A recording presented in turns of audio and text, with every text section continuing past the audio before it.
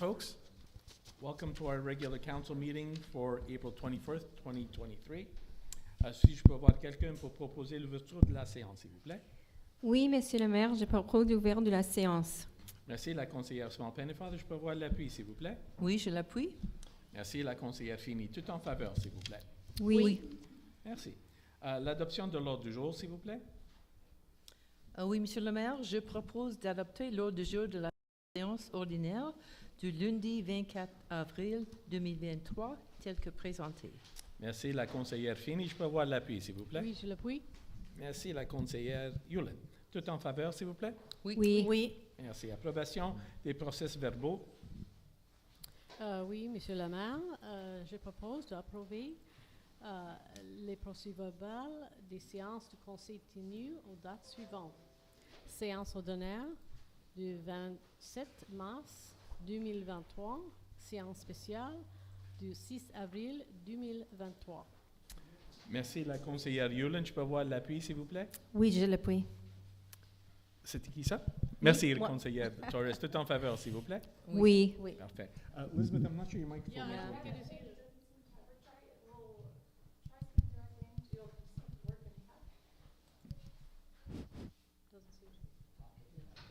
Share mine? Yeah, maybe we'll share. Share mine. OK. OK, c'est parfait. Et ça fait longtemps que je ne l'avais pas vu.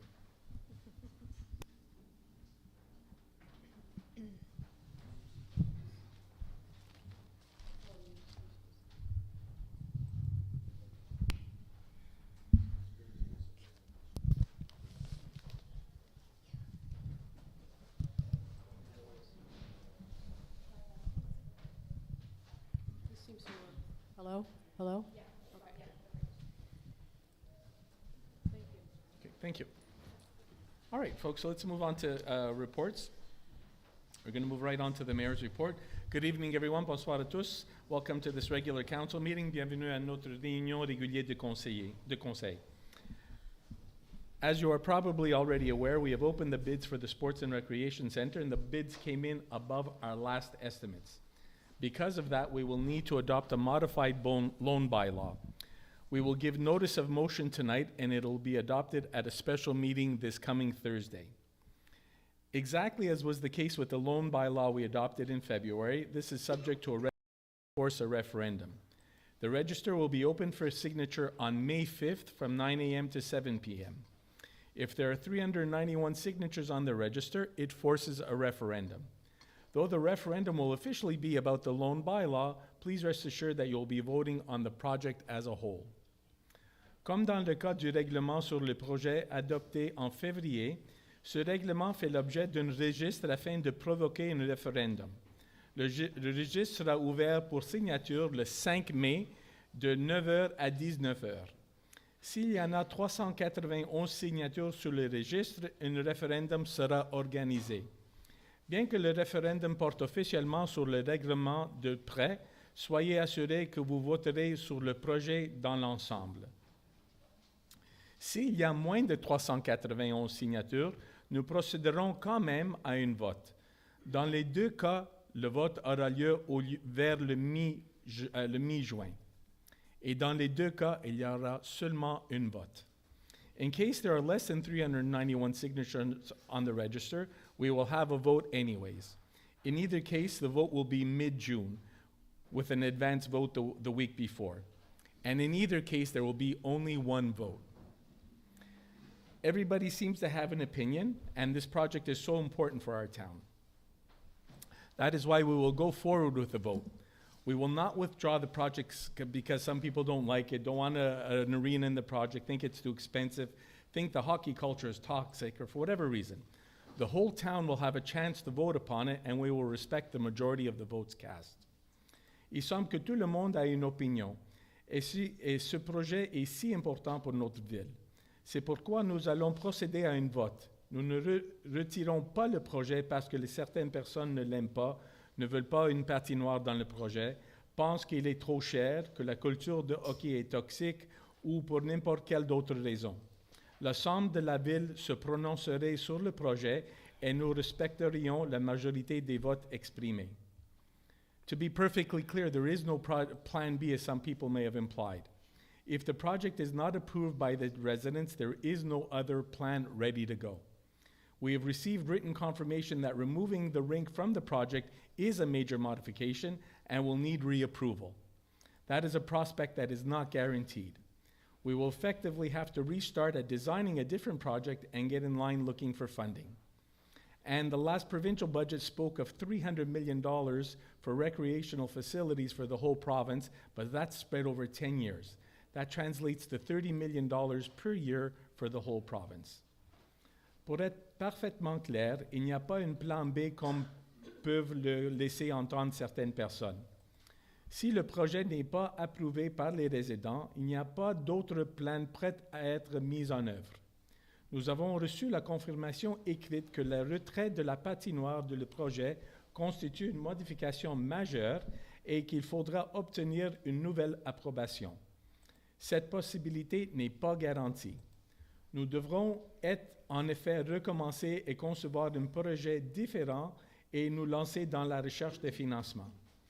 Le dernier budget provincial parlait de 300 millions de dollars pour les installations récréatives dans toute la province, mais ce montant est réparti sur 10 ans. Cela représente 30 millions de dollars pour l'ensemble de la province. If you've already read The Informer, you can read my article that if you've already received The Informer, you can read my article that draws the parallel between the vote we are facing now and the situation we faced in 1964 when the town was deciding whether or not to build a Legion rink. It is absolutely astounding how some of the pros and cons were discussed then, and the concerns were eerily similar. Obviously, they voted to go forward, and we're still here. The town did not implode and did not go bankrupt. And that facility survived 59 years so far and has served few generations of Montreal-Westers. I'm asking for the same courage from those residents that those residents had in 1964, and let us build a facility that will serve our residents for the next 60 years. Si vous avez déjà reçu The Informer, vous pouvez lire mon article qui établit un parallèle entre la vote auquel nous sommes confrontés aujourd'hui et la situation à laquelle nous avons confronté en 1964, lorsque la ville a décidé de construire ou non la patinoire de la Legion. Il est absolument incroyable de constater que les mêmes avantages et inconvénients ont été discutés à l'époque et que les préoccupations étaient étrangement similaires. Évidemment, ils ont voté pour aller en l'avant, et nous sommes toujours là. La ville n'a pas fait faillite. Cette installation a survécu à 59 ans jusqu'à présent et a servi plusieurs générations de Montréal-Westers. Je vous demande de faire preuve de le même courage que ses habitants en 1964 et nous laisser construire l'installation qui servira à nos habitants pour les prochaines 60 années. Please continue to stay safe, stay vigilant, and stay healthy. Thank you.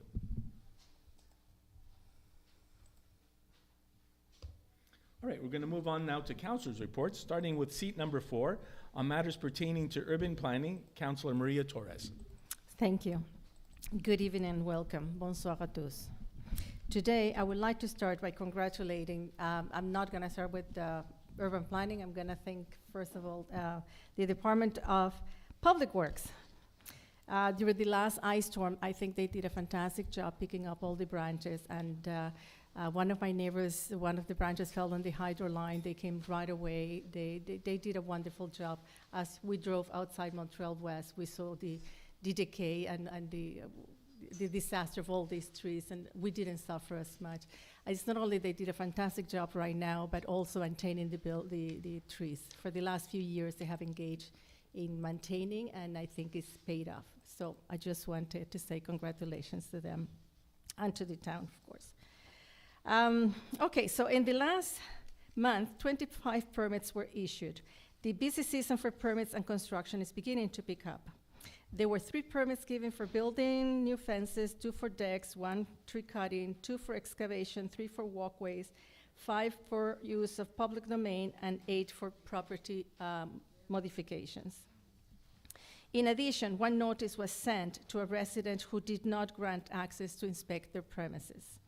As I stated in this month's communique, after receiving a building permit from the town, it is the town's responsibility to inspect the realized modifications.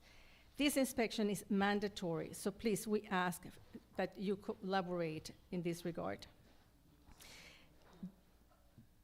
During the above-mentioned period, the Planning Advisory Committee, PAC, met twice and reviewed a total of 16 files. The next PAC meeting will be held on May 10th and 24th. The deadline to submit complete files for PAC is 2 weeks prior to the meetings. Les prochaines réunions du Comité consultatif d'urbanisme auront lieu le 10 et le 24 mai 2023. Les dates limites pour soumettre les dossiers complets au CCU sont 2 semaines avant les réunions. Last, I don't think that any privately owned trees had to be cut down after the last ice storm, but in case that any trees have to be felled, I would like to remind you that you need a permit before cutting it down. Please contact the Urban Planning Department for information and application forms. J'aimerais vous rappeler que toutes les demandes de permis et autres autorisations doivent se faire via le site web de la ville, où vous trouverez également tous les renseignements nécessaires liés aux demandes, y compris les dates et formulaires importants. Si vous avez des questions ou des commentaires, n'hésitez pas de me contacter. If you have any questions or commentary, please do not hesitate to contact me. Merci et bonsoir. Bonne soirée. Thank you very much, Councillor Torres. Reporting from seat number 1 on matters pertaining to public security, Councillor Lauren Small-Pennefather. Merci, Monsieur le maire. Bonsoir à tous et tous. Good evening, everybody.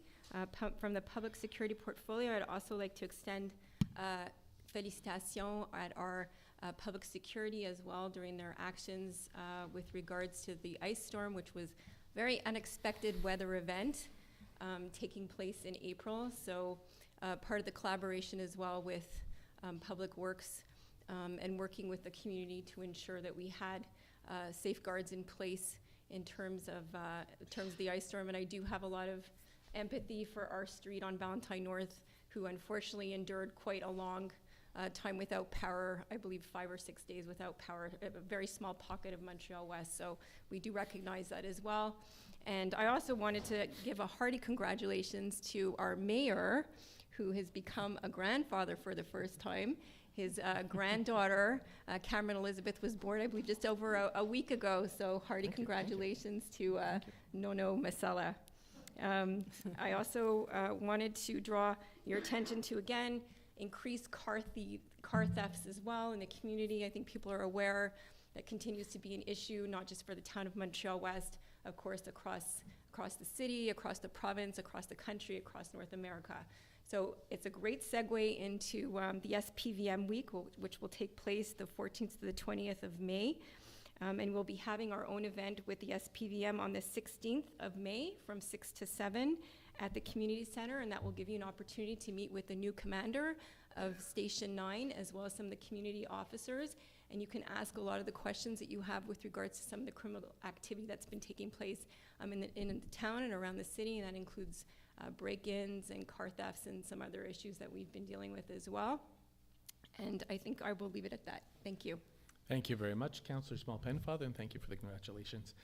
Reporting from seat number 2 on matters pertaining to Public Works, Communications, and the Environment, Councillor Elizabeth Yulin. Thank you very much. Is this working? Yeah? Okay, good.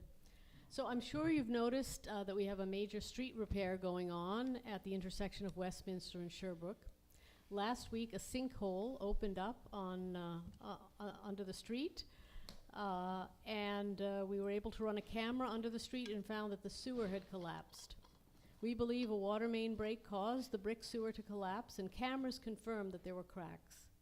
Making the repair will be particularly difficult, as there are gas lines, bell conduits, and other underground infrastructure in the area, along with the fact that the sewer is about 18 feet deep and in a high traffic and pedestrian zone. For these reasons, we've hired Manorex, a company that specializes in urban sewer and water repairs, and currently has a large contract with the City of Montreal and comes highly recommended. The repair work will require the complete closure of Sherbrooke between Ballantyne and Westminster for 3 or 4 days, if we're lucky. though Westminster itself should remain open. We'll certainly provide updates through the e-bulletin if anything changes. In more conventional matters, Public Works crews will continue chipping branches around town from the mini ice storm over the course of the next 2 weeks. So please respect the guidelines that were sent out in the last e-bulletin to ensure your branches are picked up. The sidewalk terraces on Westminster in the commercial sector will be installed in the coming weeks, as will the seasonal speed bumps and signage. As soon as weather permits, the picnic tables will begin appearing in the parks. Our street sweeper, unfortunately, is undergoing repairs at the moment, but we've been able to rent a street sweeper and started cleaning around town last week. So please ensure that you respect the seasonal street signage to guarantee that your street gets cleaned in an efficient manner.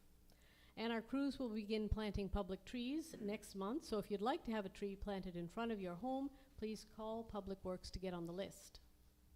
And speaking of trees, the annual tree subsidy will be back in May, so keep your eye out for program details and to know which 3 species we'll be offering this year.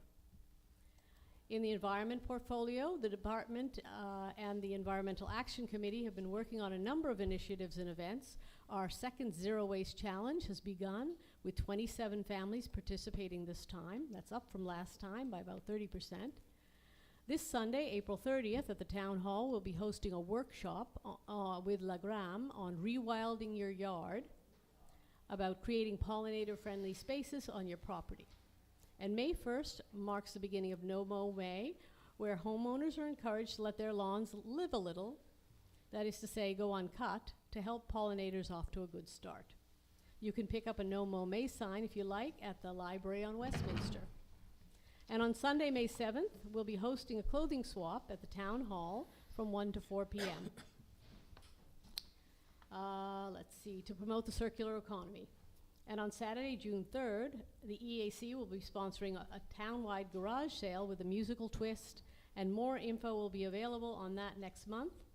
And finally, the Environment Department will be bringing a guest speaker on June 5th to better inform us how we can be effective recyclers and composters. With all of this, we're hoping to provide lots of creative ways for residents to reduce their waste going to landfill in preparation for the proposed garbage bylaw amendment coming later this spring. Et finalement, le service de communication a préparé différentes communications relatives au nouveau centre sportif et récréatif et a collaboré avec les autres services sur la préparation des brochures, d'avis et d'événements. That's it for me. If you have any questions, I'd be very pleased to answer them at question period. Thank you. Thank you very much, Councillor Yulin. And reporting from seat number 3 pertaining to matters, reporting on matters pertaining to finance, recreation, and topics related to the status of an age-friendly municipality, Councillor Colleen Feeney. Thank you very much, Mr. Mayor, and welcome. Bonsoir tout le monde. I'll start off with the finance portfolio. Well, the finance department has been extremely busy this month preparing the financial statements for the town of Montreal-West for the year 2022. And later on in the meeting, we will be depositing those statements, and I'll give you a brief synopsis of how we did that year. I'd also like to remind you that the second installment of the property tax is due May 25th. We recommend you using the electronic payment online. Le deuxième versement de la taxe foncière doit être effectué le 25 mai. Nous vous recommandons d'utiliser l'option de paiement électronique en ligne, s'il vous plaît. Also in finance, the disbursements for this month were totaled about $632,000. As usual, I like to give you a little bit of an idea where your money was spent. As usual, about over 40% of it was deductions at source and utilities. So that amounted to, we need a bit of better light here. That amounted to about $260,000. As well, Public Works is, as you would expect, about 25% of our spending. And this particular month, we spent $40,000 on snow removal, $28,000 on salt, sand, etc., $44,000 on garbage, which is garbage recycling and compost, about $20,000 on outside contract work. The only other large contracts really were $36,000 for insurance and administration. That was a renewal of a town contract, and about $29,000 we paid to the AGLO for water. Okay, so that's it for the finance at the moment. I'll move on now to recreation. In recreation, we are starting with our summer events coming up soon, and the first one will be held on June the 6th in Davies Park at 6 p.m. Montreal-West artists can sign up or drop by the community centre. It's called Community Night and Art in the Park. So please, and especially if you're new to the community, it's a good chance to see the organizations that are around and to ask them questions. Also, Canada Day will be Saturday, July 1st, and that is always a huge event here. We are looking for volunteers to help out with the parade. So if anyone is interested, please call the community centre. At the community centre, the spring programs have started, but there are still some spaces in some of the programs. Summer registration is available on Amelia for camp, summer centre community programs, tennis camp, and summer fitness. Des informations sur tous les événements et les mises à jour ont été ajoutées au site web, affichées au Facebook et dans l'Informer. Et les résidents peuvent acheter des billets pour les événements sur Amelia. Back to the onto the arena now. Actually, the arena was converted from winter activities and is being prepared for summer programming. And the pool will be open this year.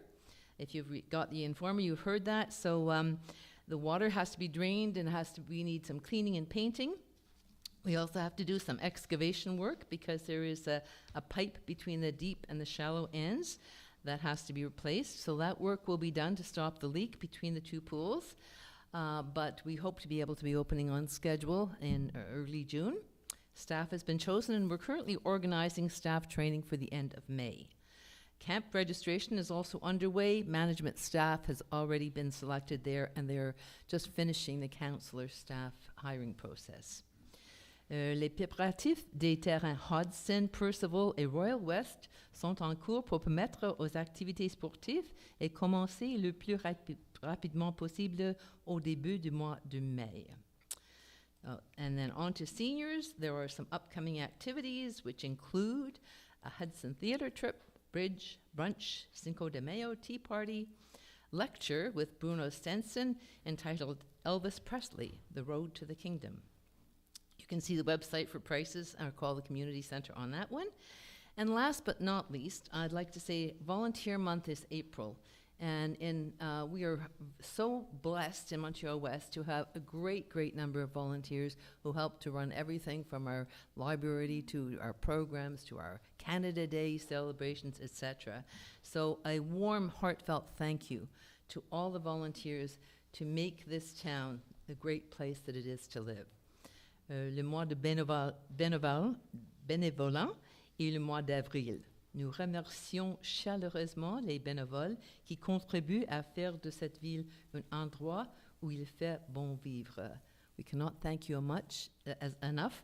Mille fois merci. And if you have any questions, please feel free to ask me later. Thank you. Thank you very much, Councillor Feeney. We're going to now move on to the first question period. At our first question period, we will answer questions from the floor for a maximum of 25 minutes. We will limit it to 2 questions per person, a short preamble, your first question, and then a follow-up question if you want. I'll remind you that it's a question period, it's not a debate period. After questions from the floor, we'll answer questions from residents that had been submitted online until 2 p.m. today on any topic. Same rule applies, 25 minutes total, 2 questions per person maximum. In the second question period at the end of the meeting, we will take questions pertaining to the agenda submitted via our website during this meeting.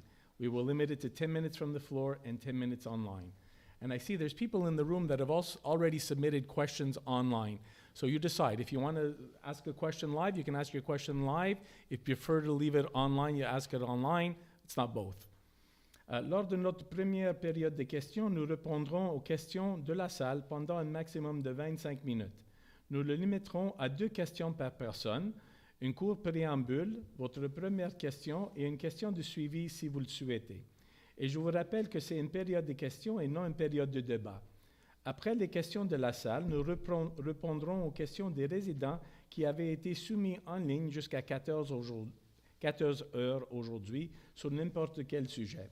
Les mêmes règles s'appliquent, 20 minutes total, 25 minutes total, et 2 questions par personne max. Lors de la deuxième période de questions, nous répondrons aux questions relatives à l'ordre du jour seulement, soumises via notre site web lors de cette réunion. Nous le limiterons à 10 minutes depuis la salle et 10 minutes pour le online. Et si vous avez soumis des questions online et vous êtes dans la salle, vous décidez une ou l'autre. Vous ne pouvez pas soumettre une question en ligne et demander une question live ici maintenant. Alors, je vous laisse le microphone. Est-ce que le microphone fonctionne maintenant? On va changer la câble. Regarde. Donne-moi 2 secondes, on va seulement changer la câble.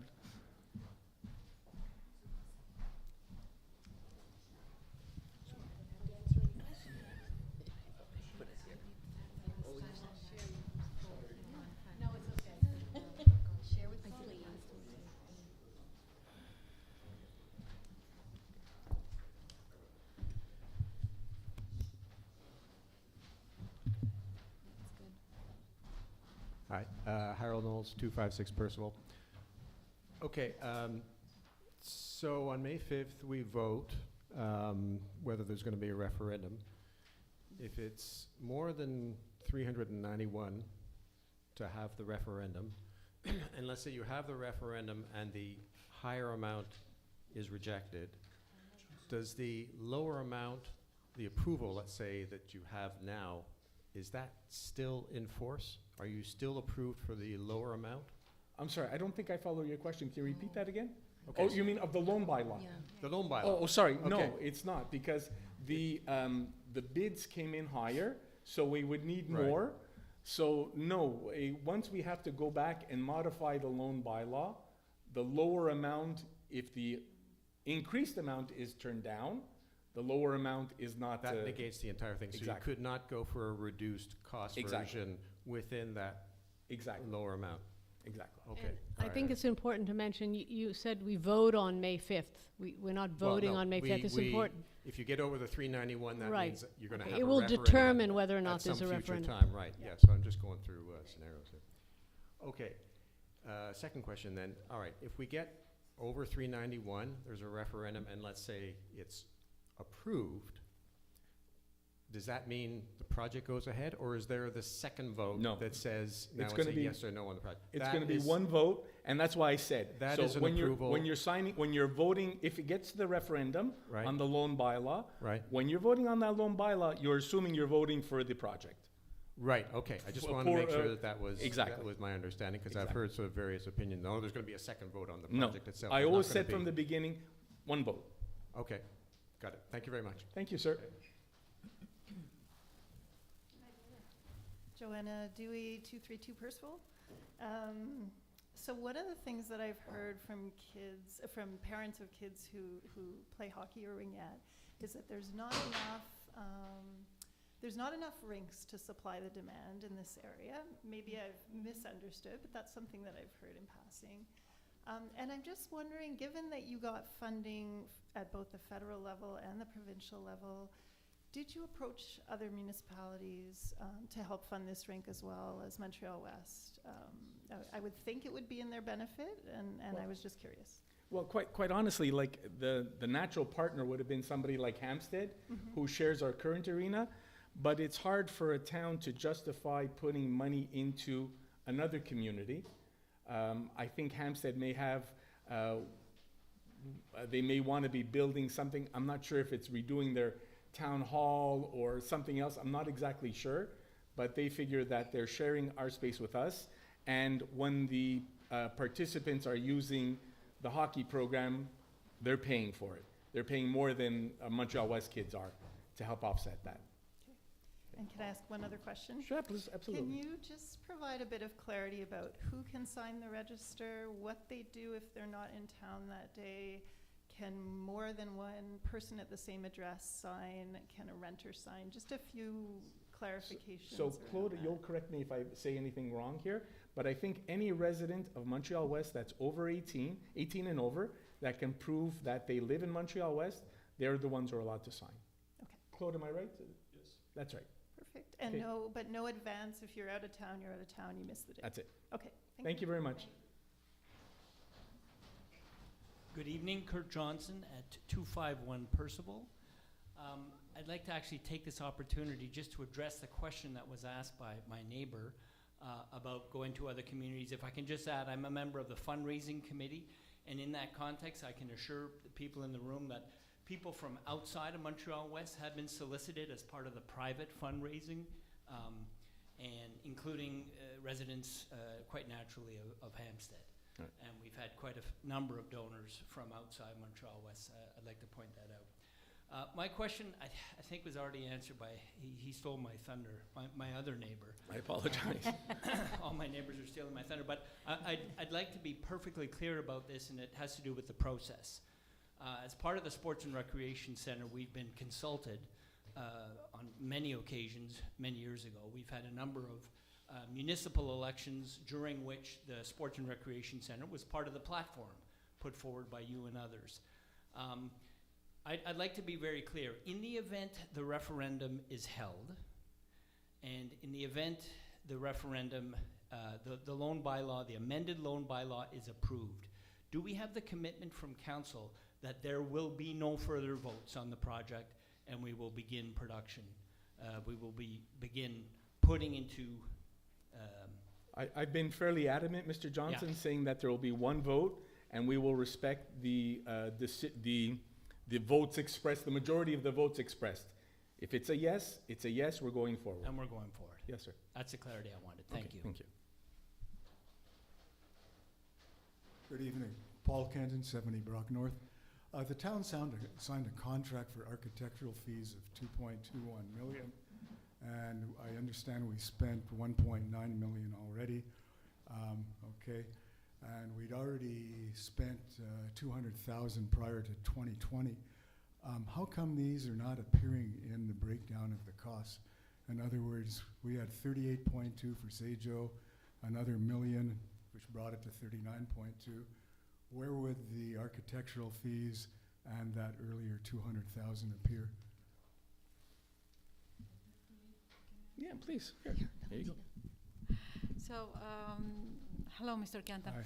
So, the $38 million that you are talking about are including the GST, QST, so it's 32 without taxes. Yeah. We had an amount for unforeseen expenses, who was estimated, the architect's fees and the professional fees for the surveillance is there of 2-point-something million, so 1 million and something that you are talking about, it's already on the projected cost. So the difference that you had on your numbers is the $38,000, it's already including the taxes.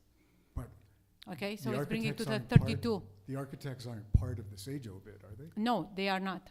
But the estimated cost for them, or the cost, that the resolution that has been adopted to award them the contract, it's already on the estimated cost as part of the professional fees. But the professional fees and other ones were only 1 million. No. If you went from 38.2 to 39.2. 38 estimated cost for Sajo, including taxes, is mean 32. And if you add the around 2.4, the professional fees, plus we have around 1.6 unforeseen expenses, you will get to, with the 5% tax net, you will get to the 39. Okay. Yeah? The mayor was always saying that we don't have cost overruns, and we had a pretty big cost overrun of $6 million, which is the reason we have to have this extra loan supplement. A cost overrun is when the project is started and we have unforeseen expenses. That's a cost You overrun. had an estimate overrun. Okay, so then that's the Okay. difference. Is the Sejo bid, as you were saying before, is that a fixed price bid? In other words, we can't have any overruns? If there are unforeseen circumstances, we have contingency plans, contingency amounts built in to that 38.2, but we've also hired a project manager to ensure that things stay. Now, when they dig into the ground, if they find an archaeological bed there, and that's a different story.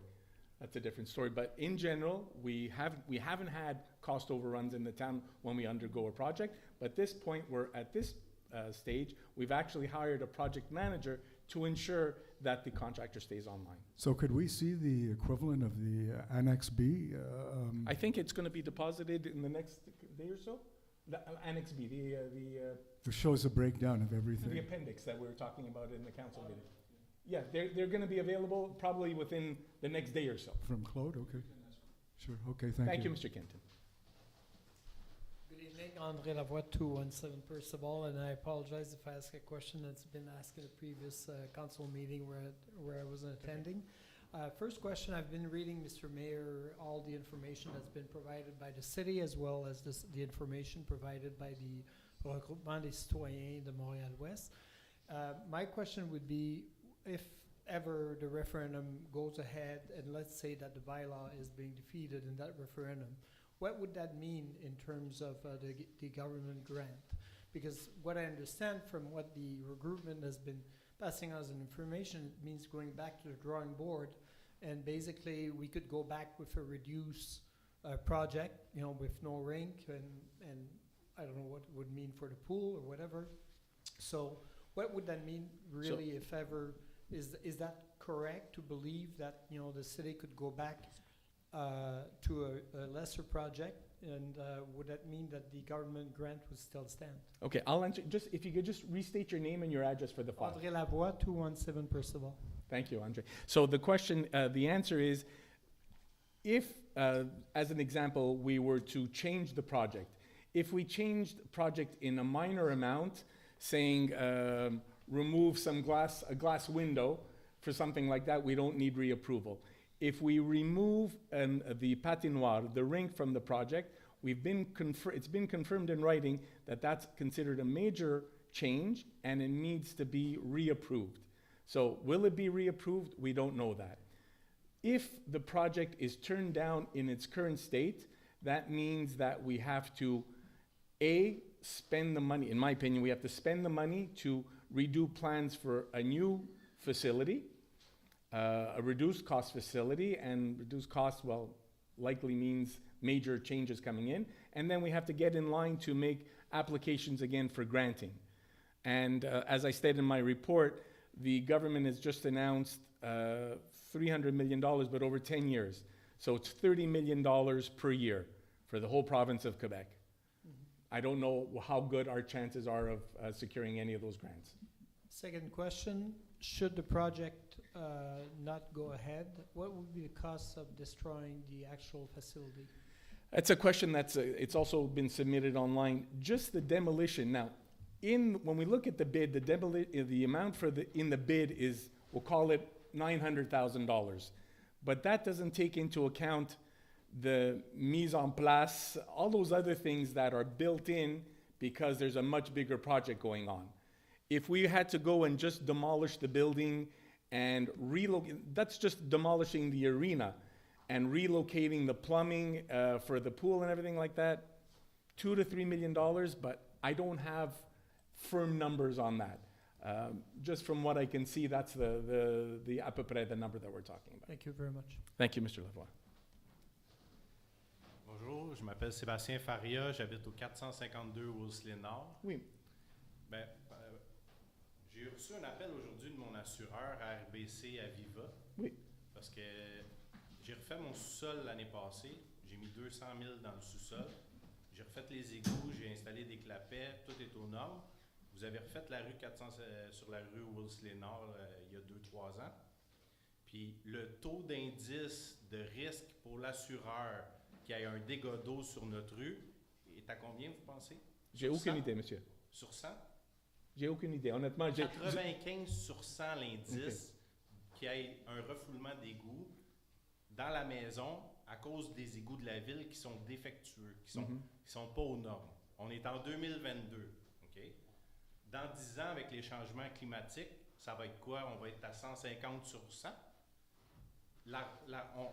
L'argent, on va la prendre d'où pour refaire les égouts puis se mettre aux normes pour que les assureurs décident de nous assurer puis qu'on n'ait pas une piscine dans le sous-sol puis qu'on l'aille au centre sportif à la place. Parce que moi, là, présentement, là, je suis pas de bonne humeur parce que là, mon assureur vient diminuer de moitié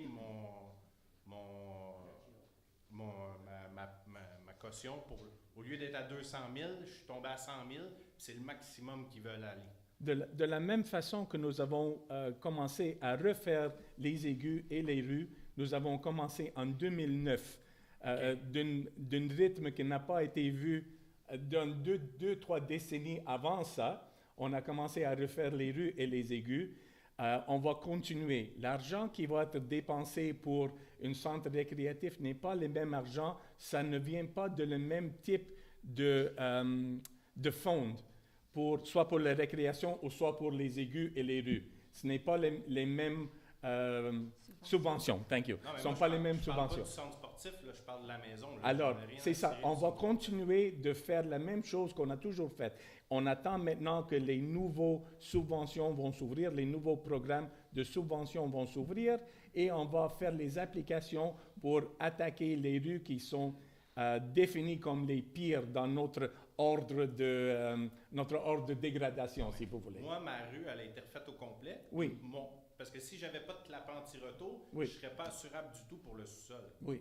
Fait que la subvention, c'est bien beau d'aller la chercher, sauf que On va chercher les... Monsieur, si on ma va- rue est refaite, là, c'est quoi le chemin qu'il faut se rendre et je pour vais- que mon taux de pourcentage Et ça, de risque baisse? Et ça, c'est une chose à discuter avec votre assureur, parce que dans votre coin, je pense qu'il reste peut-être une demi-roue ou une roue qui n'a pas été faite dans le C'est nord. mon assureur le problème. Mais écoute, c'est une chose à revoir avec lui, parce que dans votre section, ils ont été toutes refaites déjà. Puis Ça on se est trouve pas comme ça. assurable. C'est- C'est correct que ça a été refait sur une rue, mais si tout le bouchon pour se rendre jusqu'à l'égout, ça bloque parce que ça n'a pas été refait, Est-ce que, moi, est-ce, ça me cause des problèmes. est-ce que l'assureur est au courant que toute chose a Ah été oui, j'aurais échangée? tout dit ça. J'ai parlé avec des supérieurs chez RBC. Oui. J'ai Oui. passé 2h30 au téléphone aujourd'hui. Mais il faut regarder parce que j'ai jamais croisé ce problème. J'habite à Montréal-Ouest comme vous, monsieur. J'ai jamais croisé ce problème. Et comme j'ai dit, dans votre coin, presque tout le quartier a été déjà fait. Mais moi, depuis qu'ils ont refait la rue du quartier, Oui. il y a un été qu'il y a eu beaucoup d'eau. J'ai jamais vu ça en 13 ans. Ça fait 13 ans que je suis propriétaire. Puis l'eau a monté dans le garage. Après Après les travaux. ça, c'est une chose à signaler à la ville. Si on peut prendre votre nom et votre adresse, ça, c'est une chose à vérifier avec vous, s'il vous plaît. OK? Ben, honnêtement, là, pour la prochaine génération, là, je pense que ça vaudrait la peine d'investir là-dedans parce que sinon, les sous-sols vont être. C'est vont être ça qu'on inondés. continue à faire, monsieur. Mais y a-t-il un plan à long terme sur Oui. les 10-15 prochaines années? Oui, il y en a, monsieur. Il y en a. C'est le même type de plan qu'on a suivi depuis 2009. Oh, 2007, je m'excuse. Depuis 2007 nous avons commencé. C'est un plan d'intervention. Il faut le mettre à la Ville de Montréal parce que c'est eux autres qui gèrent tout ça. Et quand les programmes de subvention s'ouvrent, on fait les applications et si on va cibler les rues qui sont dans le pire état, ils nous accordent l'argent et on refait les rues. Sauf que Montréal fait partie du problème aussi. Non, pas... Écoute, oui, Montréal peut faire partie des problèmes aussi parce que nos égouts doivent tomber dans leur égout en sortant de la ville. Oui, oui. Puis, parlant de l'aréna, dans le fond, là, moi, je pense que je veux juste parler de ça, mais que Je vais vous demander de demander votre dernière question parce que j'ai répondu 5 ou 6 questions. moi, je suis venu une fois en 13 ans. Je comprends ça, mais on a des règlements à suivre aussi. Puis, l'autre affaire aussi, c'est que par rapport à l'aréna, ça va faire augmenter les loyers à Montréal-Ouest. Parce que la taxe municipale est répartie au pourcentage Oui. d'occupation d'une building. Oui. Moi, j'ai parlé avec ma locataire la semaine passée. Elle a un enfant. Puis, j'ai demandé qu'est-ce que tu vas voter pour l'aréna. Puis, elle me dit ah, quelle aréna? Fait, je pense que là, qu'est-ce qu'il faut faire? C'est qu'il faut. Moi, je m'engage à le faire. Puis, je pense que c'est important. C'est d'avoir premièrement les chiffres de la démolition pour pouvoir voter sur un montant. Parce que l'entrepreneur, il a peut-être bêté 32 millions ou peu importe le montant, mais s'il se reprend dans démolition parce qu'il n'a pas été capable de mettre plus dans sa soumission, ça marche pas, là. Tu comprends? Puis, la façon que ça fonctionne dans les soumissions, c'est que la soumission est montée par une équipe d'experts, OK? Puis après ça, l'entrepreneur, lui, une fois qu'il a eu la job puis que ça a été approuvé à 32 millions, lui, il a une équipe spécialisée dans sa compagnie qui analyse le devis. Puis ils sont déjà en train d'analyser le contrat pour trouver des failles dans le contrat pour pouvoir faire des extras déjà. Il y a déjà quelqu'un présentement qui est là en train de faire ça dans la compagnie. Et la ville et les personnes que nous avons engagées sont en train de s'assurer que ces types de choses n'arrivent pas. Ça Merci pour arrive votre partout, question. mais ça n'arrivera pas ici. Merci pour votre question. Ouais. Merci. Mais moi, je pense que tout le monde, on devrait aller voir les locataires puis leur expliquer qu'est-ce que ça va avoir comme impact sur Merci leur pour votre loyer, question, parce monsieur. que si les locataires sont pas au courant, c'est comme ça qu'on Merci va faire pour votre sortir le question, vote. monsieur. C'est en impliquant les locataires pour voter contre l'aréna. C'est comme ça. Your name and your address, please. Sorry, Bob Soden, 26 Easton Avenue. Yes, sir. What was the vote on February 14th? Was that a referendum or a vote? On What do you February, want to call that? so that was just a register. A That was register, just to okay. see if we went to No, no. I'm sorry. Okay, it's a register. Okay. Right. And I was very disappointed that it was only one day, Yes. on Valentine's Day, Yes. and I got no notice of it. I only heard of it by accident. I didn't get an email from the town. I didn't get any notice through the door, nothing. And I believe I'm typical in Montreal-Ouest about that. So it makes, and the fact that it was only one day, and there was a good turnout, so it makes me feel that that was prejudiced the vote. It really bothers me. And now we're doing the same thing again, May 5th. And one day, a very short amount of time, and has everybody in Montreal-West been notified? Everybody Because gets an we're no informer. flyer.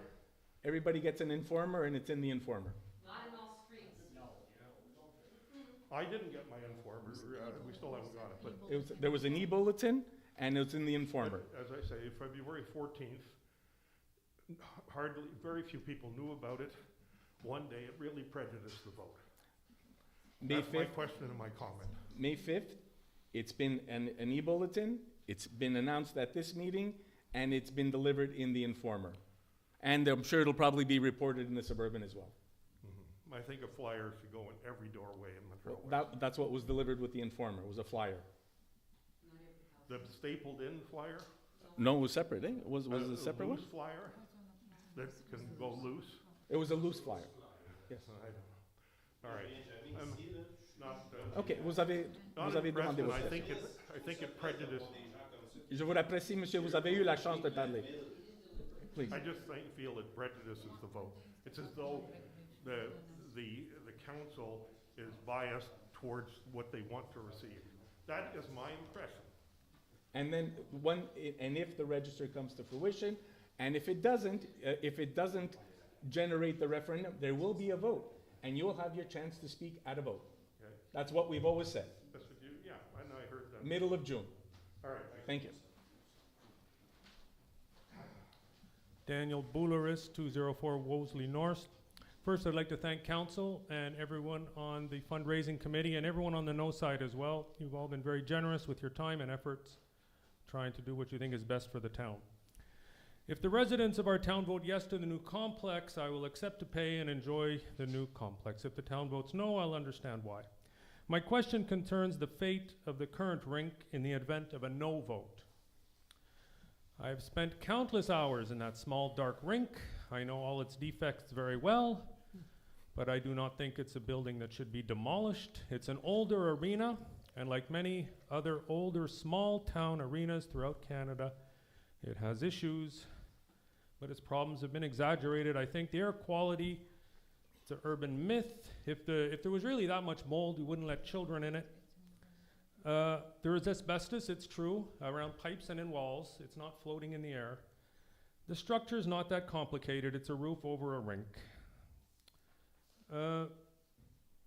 I think that council made the right decision not to invest any money in the last 5-10 years, given that it might be destroyed anyway if a new complex gets put up.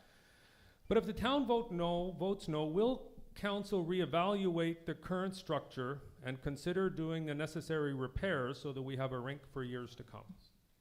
I think the question, Mr. Bouleris, depends on the extent of whatever needs to be done.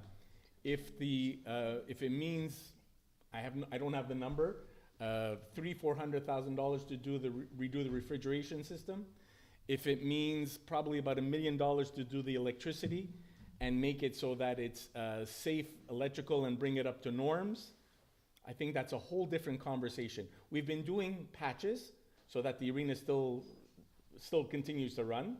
So, I mean, you know, I can see doing patches, but it's a whole different conversation if we have to start looking at putting in hundreds of thousands or millions of dollars in that building. That was the discussion we had when we had the building assessment done in 2015, that it just didn't make sense to continue to put money into a single purpose, small building that wasn't even accessible. And the asbestos, if I'm not mistaken, is also up in the roof panels. And yes, the mold is less problematic. You're absolutely right. We do air quality testing in there. But it's a whole bigger discussion whether or not we're going to continue investing money. Small things aren't the issue. You know, we have a little leak, we fix it. You know, we have a little problem, we take care of it. But when we start talking a bit bigger ones, that's a different discussion. Thank you. Thank you, Mr. Bowles. Okay. Okay. Folks, we have 5 minutes left, so I'll do these 3 people here, and then we're going to go on to online. Andrzej Banitius, 260 Brock North. I read with great interest the calculation of the tax increase due to the new arena, and I found few surprising things. It's mentioned that the city can get the loan for 3%.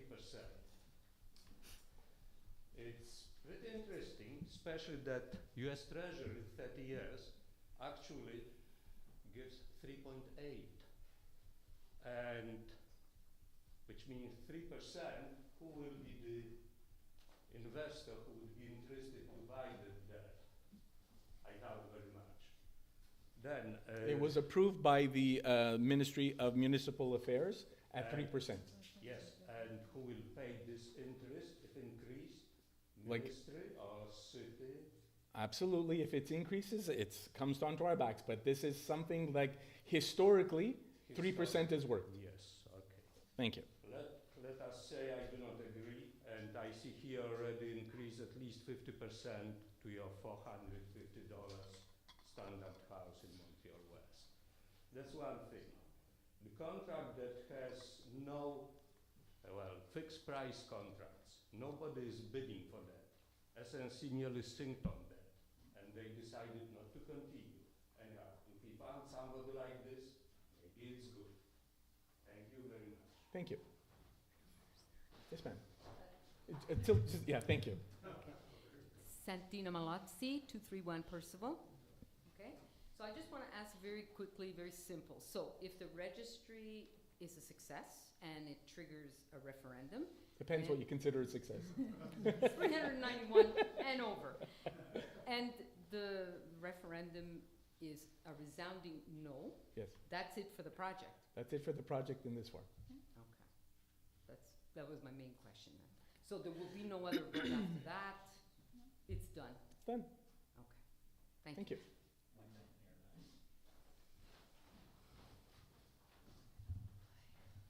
Hello, Michael Schindler, 35 East End.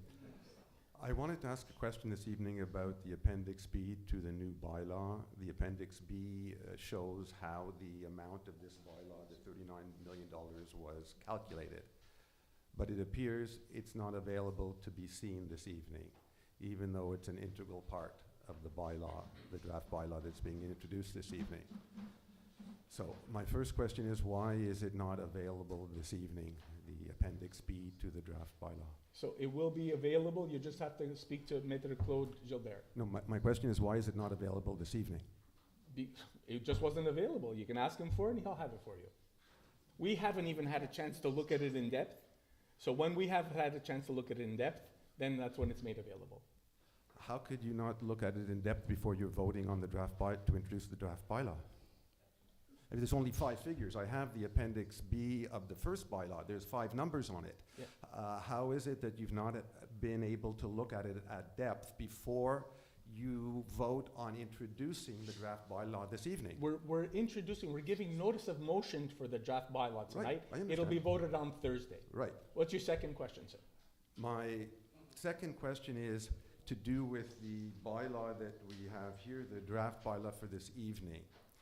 Is it an obligation of the town this evening to have given us a copy of this draft bylaw or not? Is it just a gift, or did you have the obligation to give the people here tonight a copy of this draft bylaw? It's an obligation, Claude? It's an obligation. Okay. So my question is, if Appendix B is an integral part of this bylaw, it's part of the bylaw, and you have to show us the bylaw, do you not have to show us the complete bylaw in just 2 pages and not the other page? Therefore, are you not fulfilling your obligation that you have this evening legally to show us the bylaw before the meeting? Again, all the information is there, and if you want to have this, I'm answering your question, I've answered it now again, and that was your second question. It will be available afterwards. It can be available as soon as this meeting's over.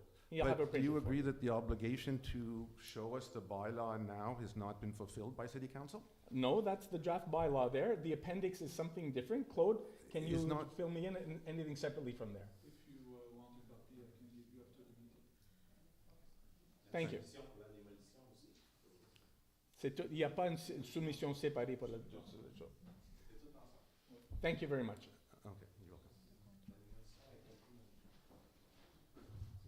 Cynthia Nichols, 25 Westminster South, across the street.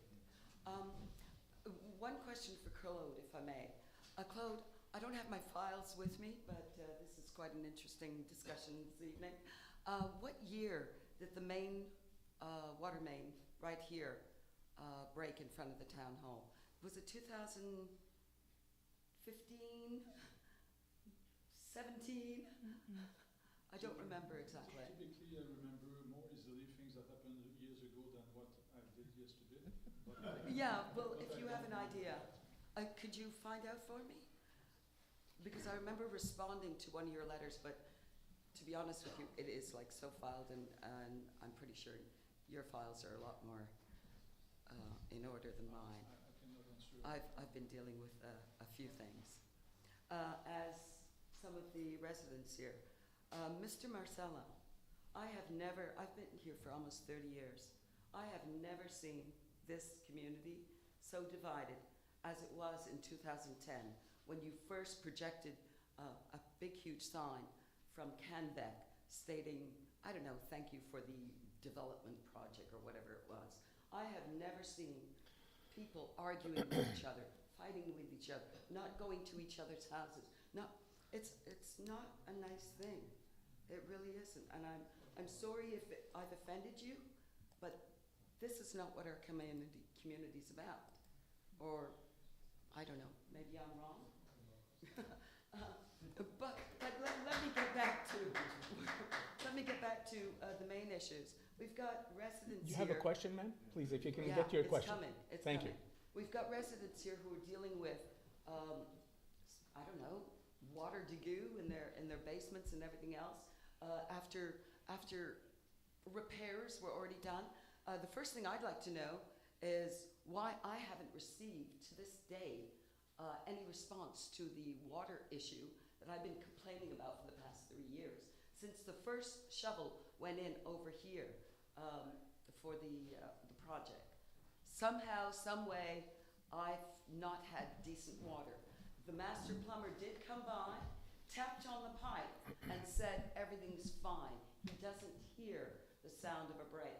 I took a video today of a pipe flowing down into this giant crevice. God knows where that thing goes. It's like a cavern underground. As far as I know, it goes down into Ville St. Pierre. Seriously, it's an issue. It's our land. It's what I don't know about you, but that was my retirement.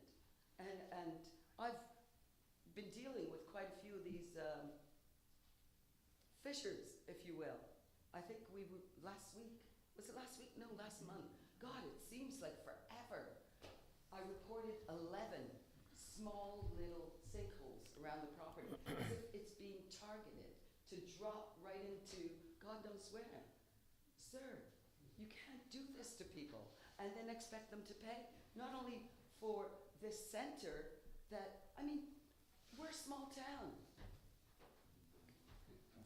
I mean, seriously, West Haven, you look at West Haven, you look at the potential, where they actually need. I know it's not on Montreal West land and we cannot afford to have them receive the taxes. I get that. But you know what? Maybe you can make a deal with Madame Plante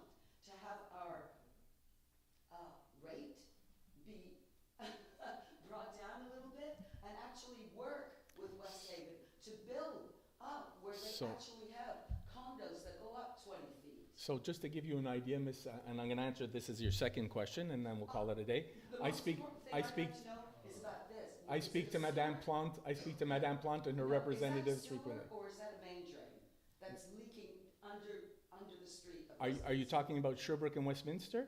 Yes, I am. Okay, so The there most was important issue that we're there was a facing as broken residents there was a here broken today. water pipe Okay. that caused the sewer to collapse. And so that water is just going. to That's the being repaired.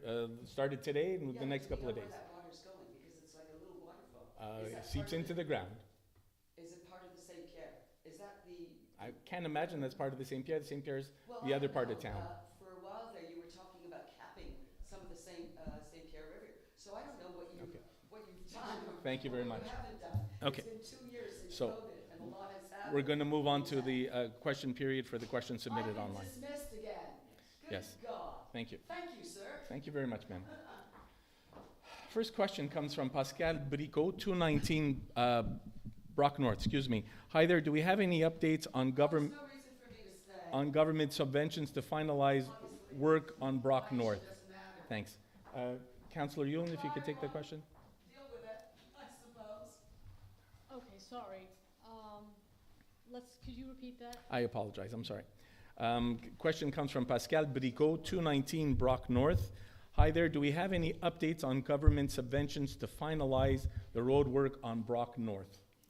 Okay, thanks for your question, Pascal. No, we don't have any word on new grants yet, but I should let you know that Brock North, unfortunately, is not very high on the list based on the underground infrastructure. And as perhaps you know, our grants are awarded here in the Montreal area based on the sewage and water underneath the street, not so much the street. So the paving of the street. So I know that Brock North is not a great street on the top, but unfortunately for getting grants, it's doing fine underneath. So I'm sorry to have to share that information, but that's the truth. Thank you very much, Councillor Yulin. Question from Ivona Menicius, 260 Brock North. Did City Hall print and distribute door-to-door a notice about the May 5th register signing? We only got email information from you. The answer is yes, it was included in the Informer. It was included online. Next question comes from Sylvia Gervais, 164 Wolseley Avenue North. Gas leaf blowers will be banned in town soon. When will the gas lawnmowers be banned? And second question, how do we stop the nasty, very false rumors about the rec center? Councillor Yulin, if you could handle the first part, please. Yeah, thanks, Sylvia, for your question. Well, the gas, as you point out, the gas leaf blowers will be banned here in Montreal-West in the fall.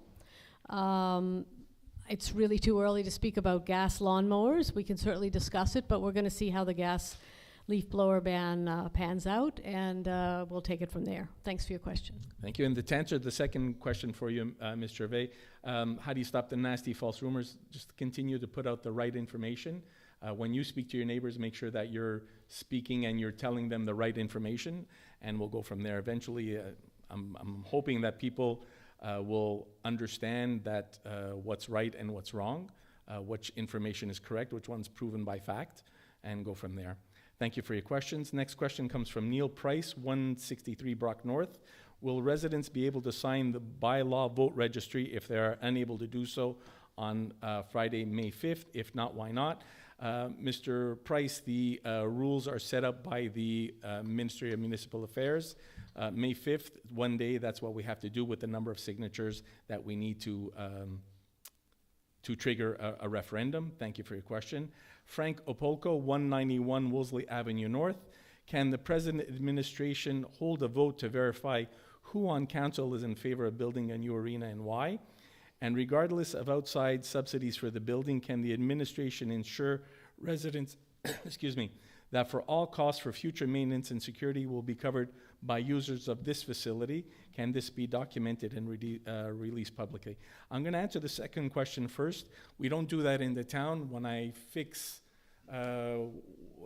Wolseley Avenue North, I didn't just charge Wolseley Avenue North. The costs are spread over the whole town.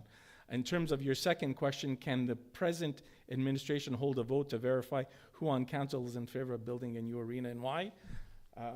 We'll start on one side. Councillor Yulin, do you want to speak to that question? And we'll go down the list here. Thanks very much for asking, Frank. Well, I have to say, yes, I do support the facility. I won't pretend that it's not a high number. It was higher than we wanted, certainly higher than I wanted, and more than I'd like to have to pay for it.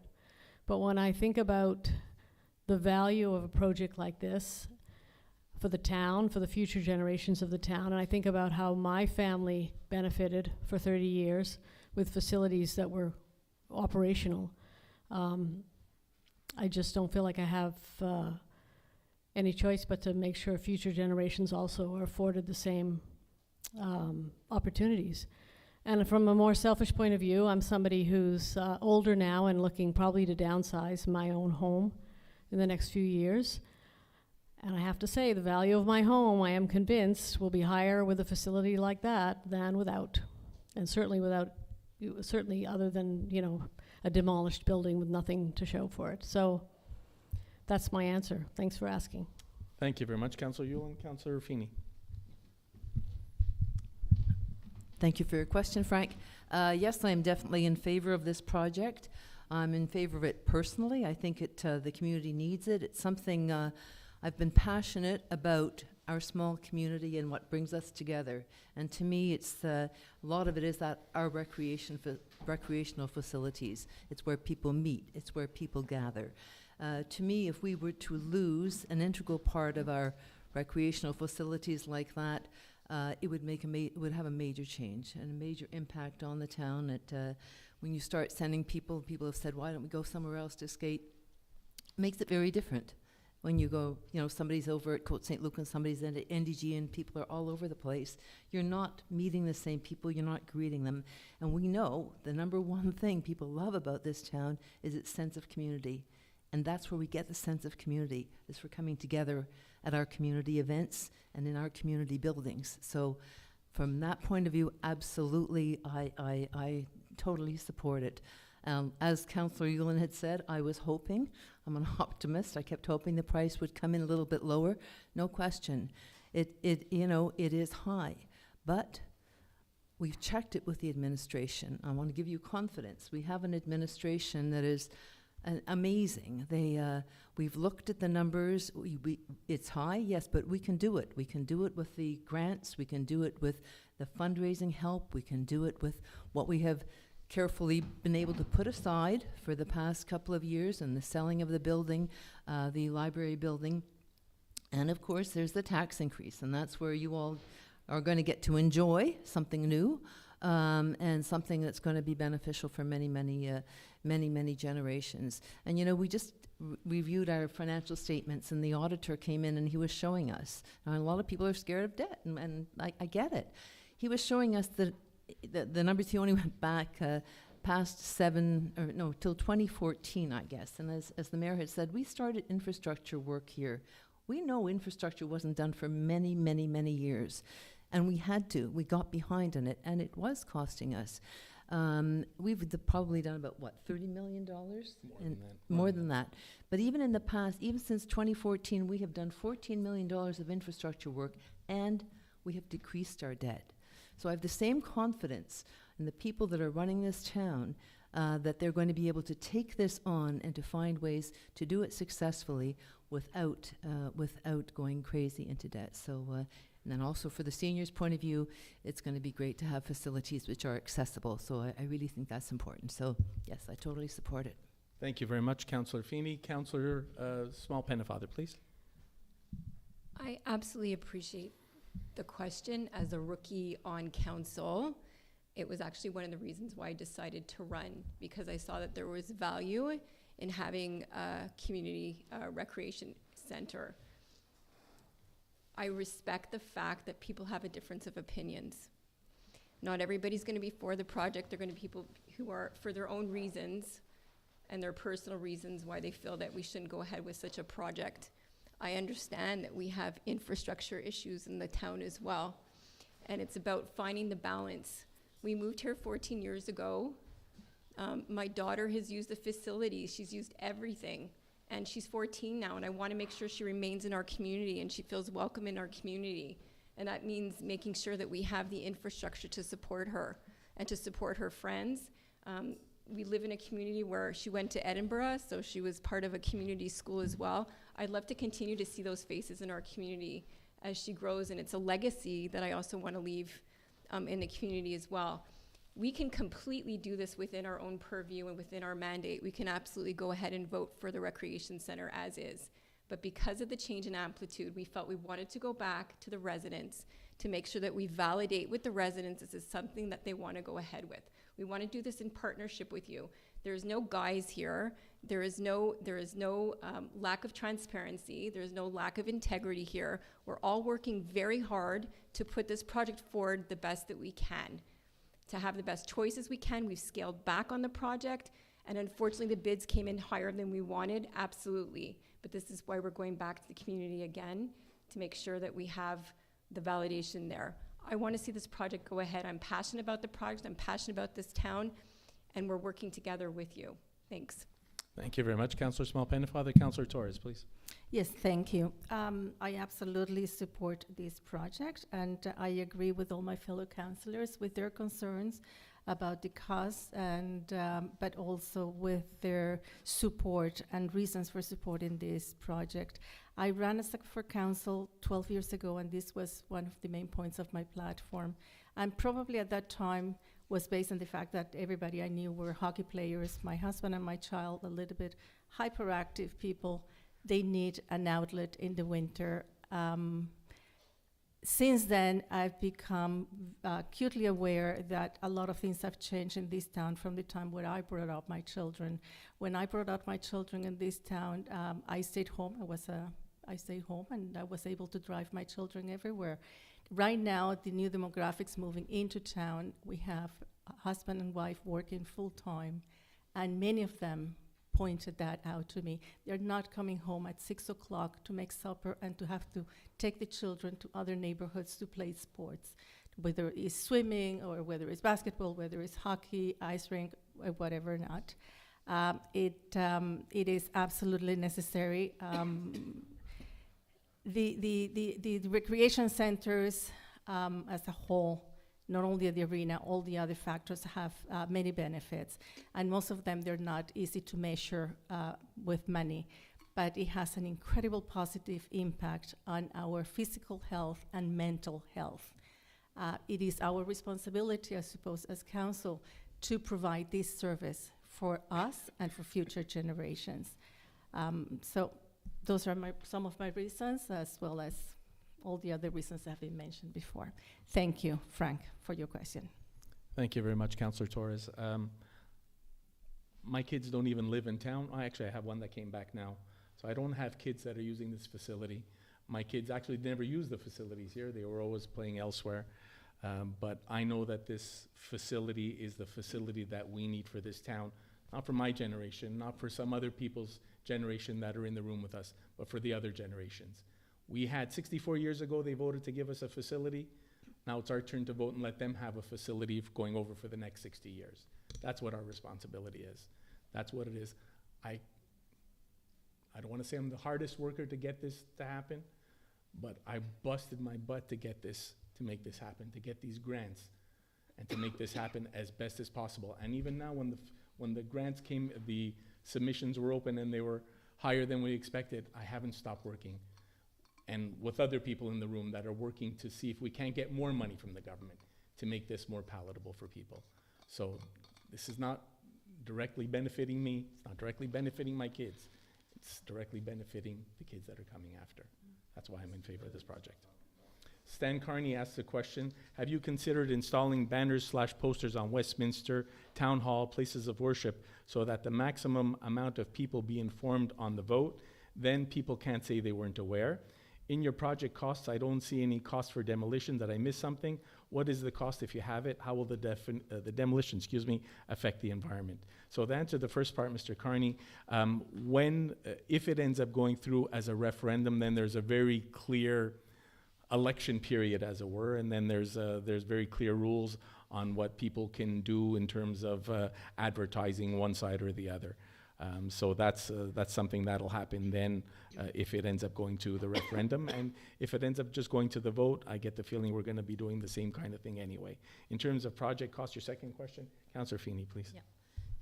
Thank you very much, Mr. Carney, for your question. Yes, your question about demolition of the building, we did bring it up a little bit before.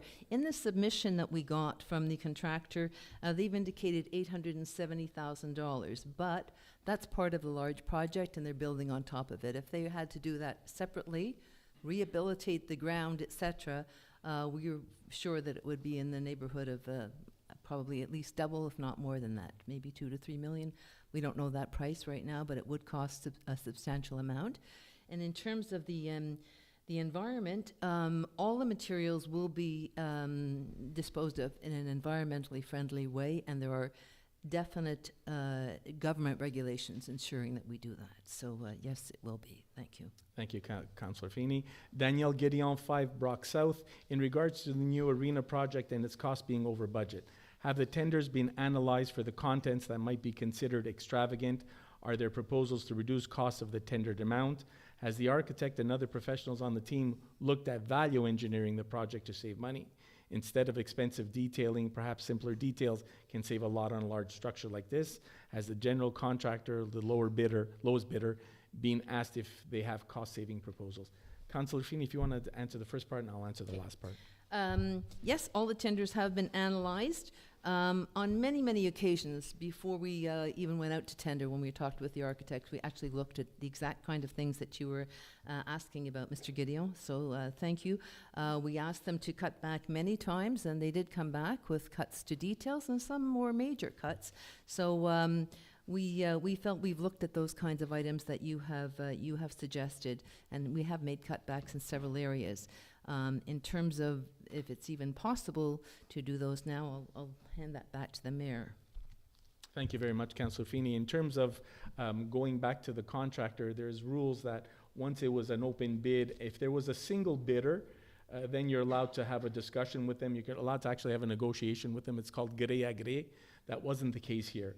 So we're not allowed to go back to this particular bidder with the lowest bid and start to negotiate down. That's not what we're allowed to do by the règlement sur la loi cité, I think. That's got some very clear guidelines on what we're allowed and not allowed to do. Thank you for your questions, Mr. Gideon. Next question comes from Judy Kennedy. How does the town justify 423 each year? How many families use the arena?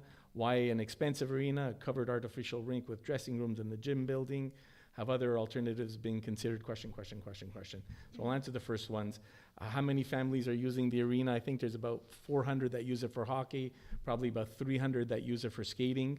A covered outdoor artificial rink. I know that Dorval just looked at one, and I think their bids came in at $10 or $12 million for an artificial rink outdoors with just a covering on it. Have we looked at why does Hampstead not have an arena? Well, Hampstead uses ours. Those are the questions that I can answer. Next question, Andre Chenier, 430 Hudson. In regards to the rec center, we will receive from the federal and provincial government a grant of $12.5 million. Please explain, when do we get the federal grant, and are we required to obtain a bridge loan until the center is built? The provincial grant is payable over a period of 10 years again, so are we required to get a bridge loan until the center is built? Councillor Feeney? Yeah, thank you very much for your question, Mr. Chenier. Yes, the grant is for $12.5 million. Half of that's coming from the federal, half of it's coming from the provincial. For the federal part, we will receive it when the project is completed. We'll receive their entire portion then. And for the provincial, we will, as he has mentioned, receive it over 10 years. When the grant, if our loan bylaw is approved, we will be able to start borrowing on that as soon as the bills come in. So we will not need any additional financing or bridge financing. We will be able to borrow off that right away. And I should say the provincial loan, actually, it's paid over 10 years, but it's paid with interest. So that will match what we have to pay. So thank you very much for your question. Linda Hammerschmidt, 226 Ballantyne. Westmount built their 40 million sports complex 10 years ago, but they had 95 households to rely on, 4630 being owned households, or 3 times the base we have. This does not include the commercial tax revenues they can count on. Moreover, the amount currently estimated will never be the final cost.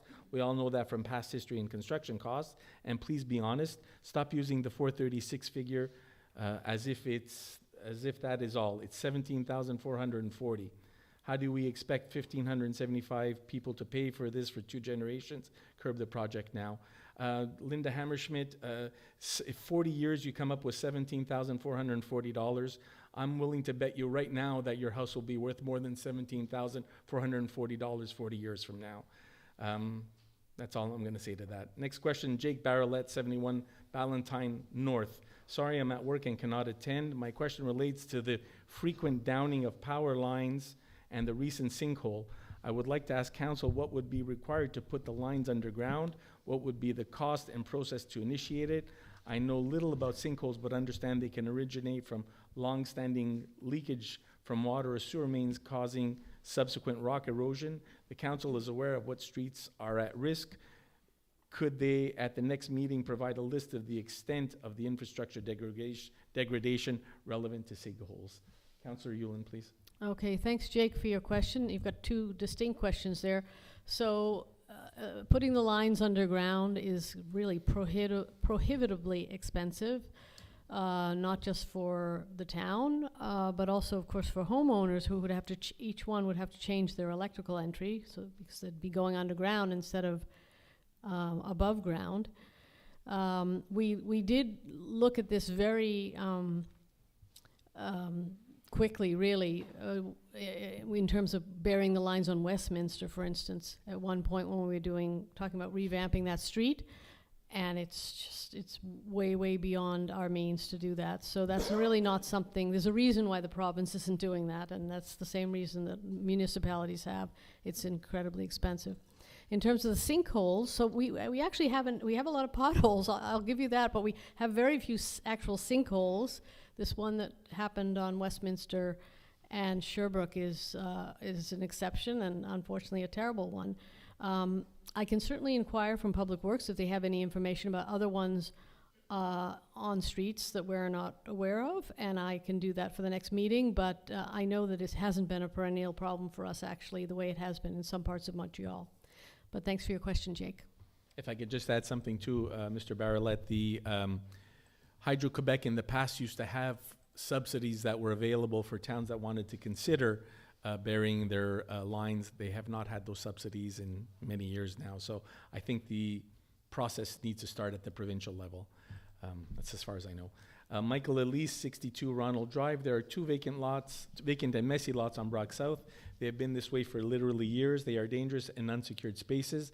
Can the town ticket or force the developer of the Bellevue condos and the owner of the lot to clean up and properly secure these spaces?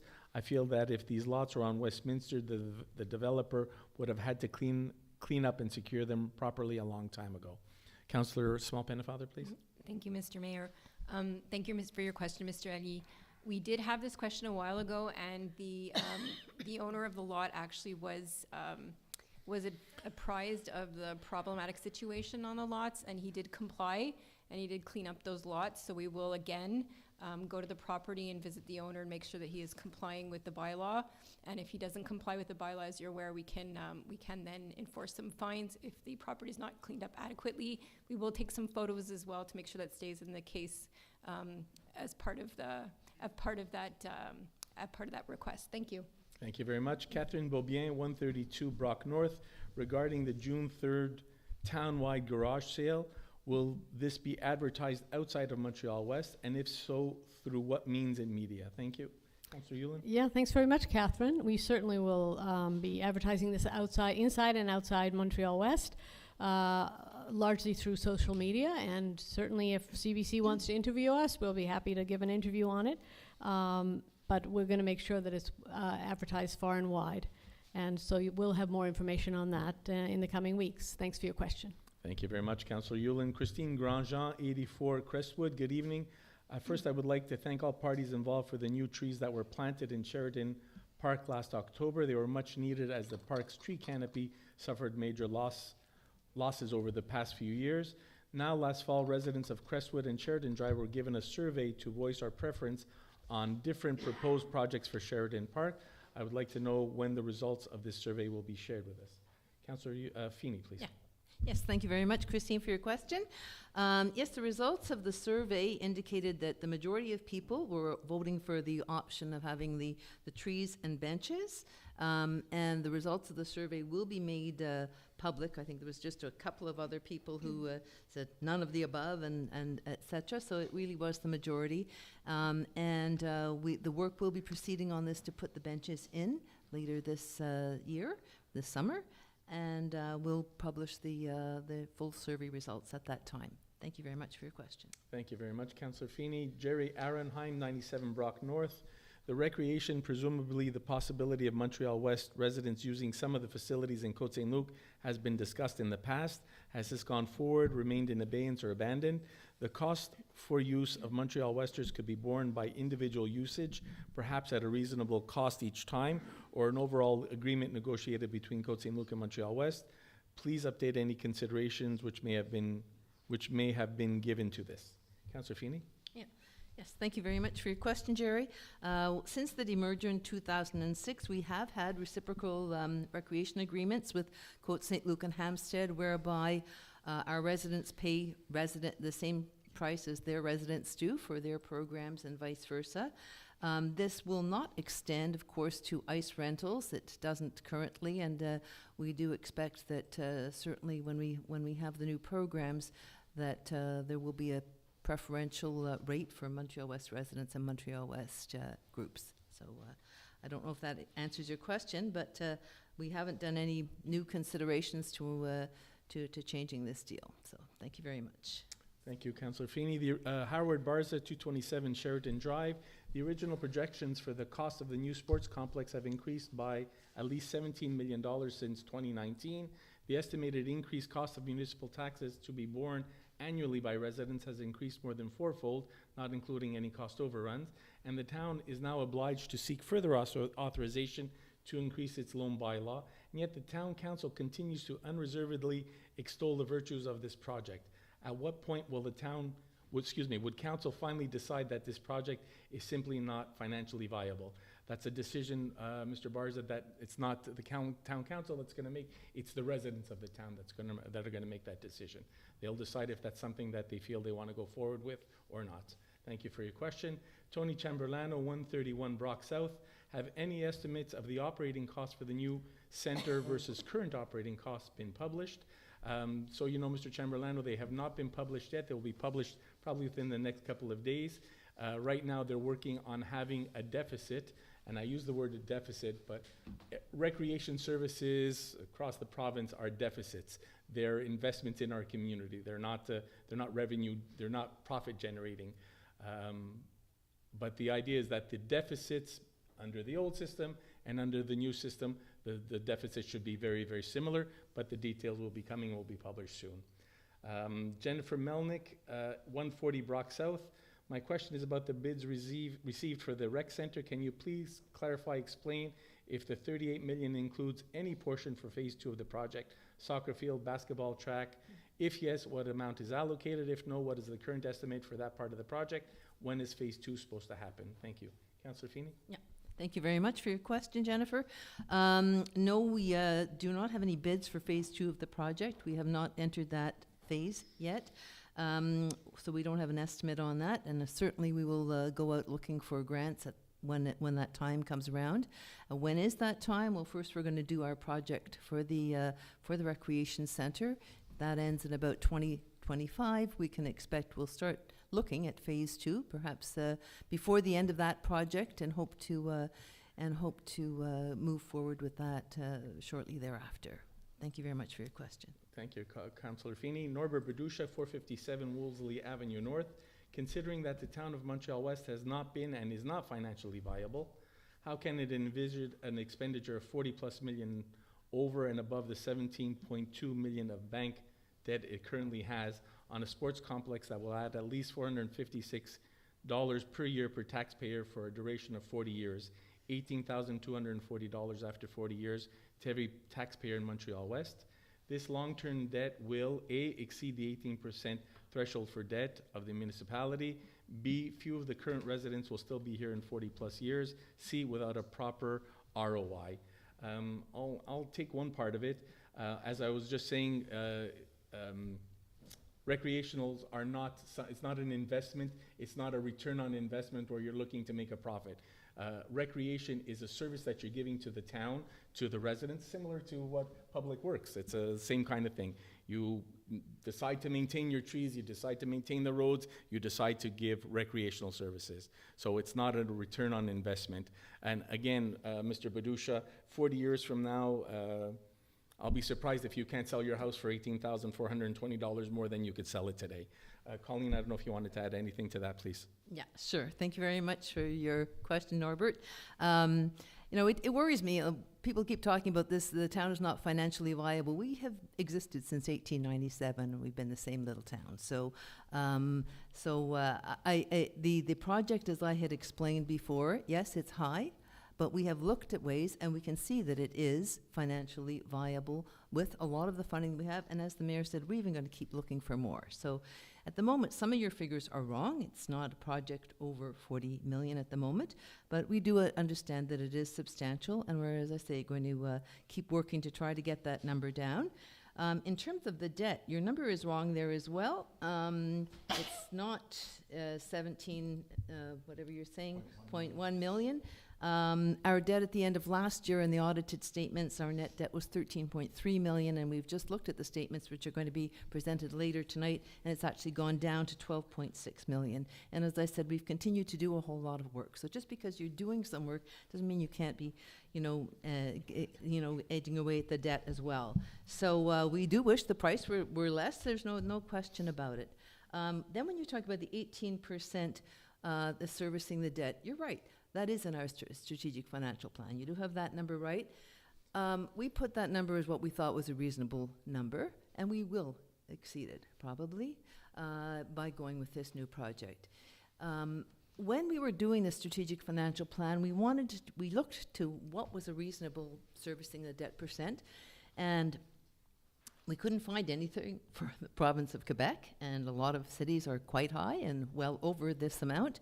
I know Ontario and BC, I think, suggest 25%, Nova Scotia 30%. So we were being like extremely conservative, saying, just let's take it easy. So if we have to exceed our own, so what I'm saying is it's a self-imposed limit that we did, and it was very, very conservative.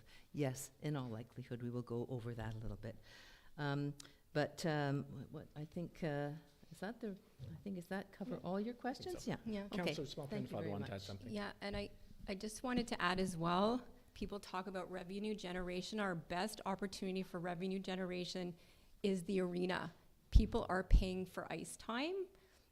It's very rare to be able to actually get ice time. So if we are looking at any possibility, it's the arena that's actually going to help us get some of that revenue going. Thanks. Thank you, Councillor Small-Pennefather. I'm at the end of my 25 minutes, but I have two questions left, if you'll indulge me, please. I want to finish going through here. Richard Gianfelice, 234 Westminster North. Now that we know what the impact on tax bills will be for the new sports and recreation center, why do citizens have to vote on the amendment to the loan bylaw instead of voting immediately on whether or not the project should proceed? Doesn't it stand to reason that if people are in favor of voting for the new construction, that they are in favor of amending the loan bylaw? Unfortunately, Mr. Gianfelice, that actually makes a lot of sense, but this is Quebec. So there are certain restrictions that we have, and we have to have the loan bylaw modification approved. So we have no choice but to go through that. If that signing the register leads to a referendum, that's when the vote has to be. And you're right, people are going to vote on that. If that's what it is, they'll vote on that loan bylaw, but they'll know that they're voting for the project in general. Last question, Cynthia Kumis, 443 Westminster Avenue North. Could I have clarification on who can vote on the rec center referendum May 5th? Is it solely property owners or renters included? Renters can be here one day and gone the next, especially when the rent is raised. Is it one person per household? The person whose name appears on the deed, or anyone who over 18 who lives at the address. So May 5th, Ms. Kumis, May 5th is the register. So that's not the referendum. If we have 391 signatures on May 5th, that means that we're going to a referendum. Whether the register or the referendum or the vote that we would have, it's any resident of Montreal-West. Resident needs to show that they are living in Montreal-West, they need to prove it, and they need to be 18 and over. It does not need to be just owners or renters. It can be anybody who lives in Montreal-West. So that takes care of our question period. We're going to continue now with the balance of our agenda. Number 9, contracts in the town clerk's office. Common legal challenge of certain provisions of the Chapter 14 of the Statutes of Quebec of 2022, Bill 96. Whereas the town of Montreal-West has been invited to join the city of Côte-Saint-Luc and as co-plaintiff, along with other municipalities, contest some of the new rules and regulations that were introduced by the law quoted in the title of the present resolution. Whereas it is understood that the cost of this court challenge will be shared among participating municipalities on a pro rata basis following the relative size of each municipality's population. Therefore, I move 1, that the town of Montreal-West join with the city of Côte-Saint-Luc as a co-plaintiff in contesting articles of Bill 96, including the filing of a stay of proceedings where appropriate, and in the eventual contestation of the merits in order to avoid the detrimental and financial effects that Bill 96 will have on bilingual municipalities. 2, that the town agree, share the legal fees and costs with the city and other co-plaintiffs on a pro rata basis, following the relative size of the population of each of the co-plaintiffs, said fees to be invoiced and paid in a timely fashion. 3, that the town recognize for the purpose of efficiency and cohesion in this matter that the city of Côte-Saint-Luc will be the representative of all co-plaintiffs in communications and instructions with Gray Casgrain SENC.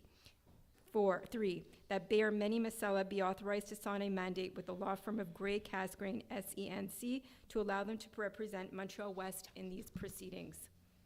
Thank you very much, Councillor Small Pennefather. Can I have a seconder, please? Yes, Mr. Mayor, I second that. Thank you very much. All in favor, please?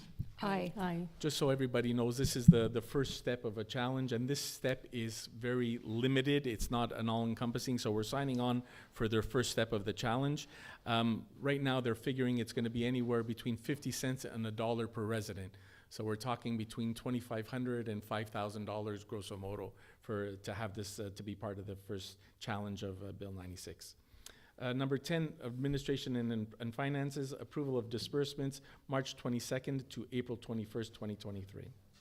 Yes, Mr. Mayor. I move that the list of accounts payable from March 22nd to April 21st, 2023, totaling $623,242.48 be approved and paid as listed. Thank you very much. Councillor Feeney, can I have a seconder, please? I second it. Thank you very much, Councillor Torres. All in favor, please? Aye. Thank you very much. Number 11, Urban Department, Site Planning Projects and Architectural Integration Program, SPAIP. I move, first, to acknowledge receipt of the minutes of a meeting held by the Planning Advisory Committee, PAC, on April 19th, 2023. Secondly, to approve as presented under the SPAIP the following plans submitted to this meeting in accordance with the recommendations of the PAC as outlined in the minutes. 209 Strathern North, replacement of the front stairs landing and installation of railings. 10 Fairfield, replacement of metal cladding and the main facade and fascia. Thirdly, to approve with conditions under the SPIP the following plans submitted to this meeting in accordance with the recommendations of the PAC as outlined in the minutes. 146 Easton, replacement of the decking on the front and rear porches, as well as the stairs and skirting. 25 Valentine South, demolition and construction of a backyard one-story extension. Fourth, to defer the examination of the following plans to the next meeting of this council in accordance with the recommendations of the PAC as outlined in the minutes. 95 Easton, construction of two-story extension in the back. Fifth, to refuse the following plans in accordance with the recommendations of the PAC as outlined in the minutes. 340 Brook North, painting of the windows and doors. Thank you very much. Councillor Torres, can I have a seconder, please? I second the motion, Mr. Mayor. Thank you, Councillor Small Pennefather. All in favor, please? Aye. Aye. Thank you very much. Minor exemption request 71 Strathern North. I'm going to ask Councillor Torres just to give a very quick précis, please. Yes, the owner of this property have requested a minor extension because they're doing an extension to their house in the back, and the house itself, as it is right now, is 3.2 meters. It has a lateral setback of 3.2 meters instead of 4 meters. So he's asking when they do the extension of the house to follow the line of the house and remain the 3.2 lateral settings instead of 4. I'd like to mention that this matter was advertised in the newspaper and no comments were received. Thank you very much, Councillor Torres. Can you move the motion, Yes, please? I will. I move to authorize the combined lateral setbacks of the main building of 3.2 meters instead of the minimum 4 meters required in that zone. The consequence being to reduce the requirement by 0.8 meter, conditional upon complying with Resolution 2023-0227-011 that allows an extension in the backyard with a setback of 0 meters from the shared property line with the attached building. Thank you very much, Councillor Torres. Can I have a seconder, please? I second the motion, Mr. Mayor. Thank you very much, Councillor Small-Pennefather. All in favor, please. Aye. Aye. Thank you very much. C. Acceptation d'un projet de règlement et choix d'une date d'assemblée publique de consultation concernant un amendement du règlement zonage 20-002 afin de remplacer l'article 4.6.4 et d'ajouter des articles 4.6.7 et 4.6.8 à la section 4.6 clôture et murs de soutènement. Allez-y, la conseillère, s'il vous plaît. Je propose d'approuver le projet de règlement concernant un amendement au règlement de zonage 2020-002 afin de remplacer l'article 4.6.4 et d'ajouter les articles 4.6.7 et 4.6.8 à la section 4.6 clôture, haies et murs de soutènement. De convoquer une assemblée publique de la consultation sur le projet de règlement, laquelle aura lieu à l'Hôtel de Ville dans la salle de la musique le 11 mai à 18 h. Merci, la conseillère Small-Pennefather. Je peux voir l'appui, s'il vous plaît? Oui, je l'appuie. Merci, la conseillère Torres. Tout en faveur, s'il vous plaît? Oui. Oui. Merci. Mandate to the City of Montreal to carry out a group call for tenders for the supply of road salt in bulk. This is something that we do every year. We get together with the other towns on the island, and we mandate Montreal to go and look for the best price in bulk for salt. It's becoming a very important part, unfortunately, of our budget. Can I have somebody make the motion, please? Yes, certainly. Whereas the City of Montreal has offered to coordinate a group of call for tenders on behalf of participating municipalities for the supply of road salt in bulk from September 15th, 2023 to April 30th, 2024. Whereas the Director of Public Works will act as a representative of the town of Montreal-West in this regard. Therefore, I move that Council authorize the participation of the Montreal-West, of the town of Montreal-West in a group call for tenders for the purpose of awarding contracts for the supply of road salt in bulk. Secondly, that the town of Montreal-West delegate to the City of Montreal the power to prepare the specifications and other tender documents to proceed with the calls for tender, to receive and analyze the offers, and to report the results to the participating municipalities. And third, that the Director of Public Works and the Assistant Director of Public Works each be authorized to sign any necessary documents to implement this resolution. Thank you, Councillor Yulin. Can I have a seconder, please? Yes, I second that. Thank you, Councillor Feeney. All in favor, please. Aye. Thank you very much. Deposit the auditor's report. So tonight tabled were the audited reports, the audited financial statement, for the fiscal year 2022. I'm going to ask Councillor Feeney just to give a very quick update, please. Yes, I'm happy to report on the financial statements for 2022. They were completed and reviewed by the external auditor. They show a surplus of $276,000. The main reason for this was very, very strong revenues, which exceeded the budget by $638,000. That was led by recreation revenues at $253,000 over budget as programs came back to normal after COVID. We also had interest income of $120,000 over budget, thanks to the increase of interest rates and our contract. Duties on transfer from homes were $119,000 over budget. And even though this was less than 2021, it did exceed our estimates. And we were also paid more, about 60,000 more in payment en lieu from the government for our educational institutions. So that's the bulk of that. Now, the 638,000 was offset by increases in some revenues, and the revenues increased the following way: 100,000 extra in remuneration costs paid over budget due to paying out the bank of vacation days to employees who had left. And there was some additional overtime in the arena as well. $200,000 was spent capital out of operating expenses related to equipment, building improvements at Public Works and Town Hall, and a certain portion for the Recreation Centre, $99,000. And as a result, the town did not have to do any borrowing from this. Whenever we can, we like to take some capital from our operating every year if we are able to. And there was $60,000 in extra expense at Public Works related to, voila, snow removal, mainly, was the main culprit there. So our net debt at the end of 2022 is $12.6 million, down from $13.3 million, even though we'd done capital expenditures of over $1 million last year. So there will be further details in my communique article, and it'll also be published on the website before May 15th.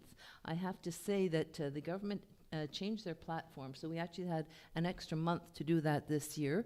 But thanks to our staff, and a really great thanks to our treasurer and current Director General, Interim Director General, Valentina Toderon, and her staff for working on these, for such great results, for watching over your money so well, and for getting these results in ahead of time. So we really appreciate her for all her hard work. And as I say, the results will be on the website within the next couple of weeks. So thank you very much. Thank you very much, Councillor Feeney. A notice of motion, reading and adoption of bylaws. Adoption de règlement numéro 456-10, règlement amendant le règlement 456 concernant les nuisances, le bruit et la sécurité publique. Oui, Monsieur le maire. Attendu qu'une copie du projet de règlement a été déposée lors d'une séance précédente, lorsque l'avis de motion a été donné et mise à la disposition du public en conformité à la loi, attendu que, lors de la présente séance, l'objet de la portée de ce règlement ont été résumés. En conséquence, je propose que le règlement numéro 456-10, intitulé « Règlement amendant le règlement numéro 456 concernant les nuisances, le bruit et la sécurité publique » soit adopté. Merci, la conseillère Feeney. Je peux voir l'appui, s'il vous plaît? Oui, je l'appuie, Monsieur le maire. Merci, la conseillère Small-Pennefather. Tout en faveur, s'il vous plaît? Oui. Oui. Parfait.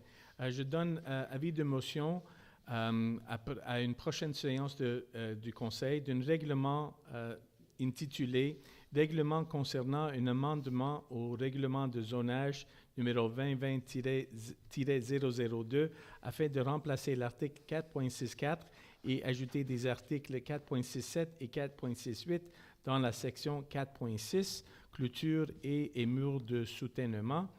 Un règlement est déposé au Conseil et mis à la disposition du public. That's what Councillor Small-Pennefather was mentioning before. We'll have a public consultation on this on May 11th. It's some small amendments to the size of your fence and things along the hedges, things along those lines. But they're things that need to be done in the proper order. Notice of motion and deposit of draft bylaw for a bylaw amending bylaw number 2023-001, ordering the construction of a new sports and recreation center to increase the expenditure and authorized loan by an additional amount of $6,686,024. I hereby give notice of motion that it is intended at a subsequent meeting of a council to submit for adoption the bylaw mentioned in title. The said bylaw in draft version was tabled with council and made available to the public. This meeting will be held on Thursday, the 27th at 6:30? 6:30 right here in this room. And that's it. We're going to go to the second question period. Second question period, same rules as the first. Only 10 minutes. Questions from the floor first, and then questions online, only pertaining to the agenda. I've received 2 questions online. Oh, sorry. I'm sorry about that. Yeah, I just wondered what the bank debt is at the end of 2022, maybe if the net debt, what I Or do you have it, Valentina? don't have that. That will be published, well, unless Valentina has that in hers. We were just looking at the net debt there. If not, can we get Yeah. it to you, Mr. Kenton? Yeah. If we don't have the number, Could portée de I main? We see just the re- rapport financier? That's all I want to see. I'm also interested in the accumulated surplus, the three components, what they're standing at, the total of the three, on page 25. Yeah. Yeah. You have the 25 there? Three numbers on page 25. Okay, so, the long-term debt? Oh, no, this, No, oh, no, no, no. but I was the The- accumulated surplus is page 25. Oh, the accumulated, well, what are we talking about, the bank debt first? Yeah, I appreciate the bank debt. These are the critical figures. Well, our net debt, so Valentina, which is? No, just the bank debt, because that's the key figure. Mr. Kenton, do you mind if we get it to you? Yeah. Okay, so could I get a copy of these? Yeah. Well, it'll be up on the website. These are exactly the But I don't pages. wanna wait until the May in the interest of transparency. Let's. So hang on, Valentina might give you the number. Go ahead. Okay, Mr. Kenton, so the debt, the long-term debt, without the government reimbursement, it's 16,394, 600. Okay, and the amount to be reimbursed from the government on this debt, because it's related to the bond. Okay, it's 3,820,566. Are you okay with that? Yeah. Good. And could you give me the three components, or you could send it to me tomorrow? Yeah, I can do I that. appreciate that, Mr. Kenton. Thank you. Thank you. Yes, sir.